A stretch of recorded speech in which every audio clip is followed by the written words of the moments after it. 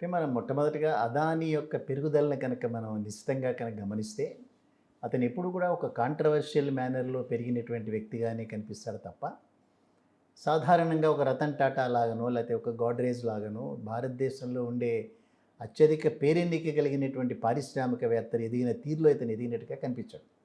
అంత మాత్రం చేత అతనేవో రకరకాల అవినీతి కార్యక్రమాలు చేశాడని అనటానికి కూడా ఆధారాలు ఇంతవరకు కూడా ఎస్టాబ్లిష్ అవ్వలేదు. ఏదైనప్పటికీ 2014 సంవత్సరంలో నరేంద్ర మోడీ నాయకత్వంలోని ప్రభుత్వం కేంద్రంలో ఏర్పడిన తర్వాత ఒక ఒక అన్‌ఫెటర్డ్ అంటే ఒక ఒక మద్దతు అనేటటువంటిది ఈ ఇద్దరికీ కూడా ముఖేష్ అంబానీకి, ఈ మన అదానీకి ఇద్దరు గుజరాత్‌కి సంబంధించినటువంటి పారిశ్రామికవేత్తలు కావటం, నరేంద్ర మోడీ, అమిత్ షా నేతృత్వంలో నడుస్తున్నటువంటి పార్టీ కాబట్టి నలుగురు కలిసి దేశాన్ని దోచుకుంటున్నారు అనేటటువంటి మాటలు ఎక్కడ చూసినా మనకు వినిపిస్తూనే ఉన్నాయి.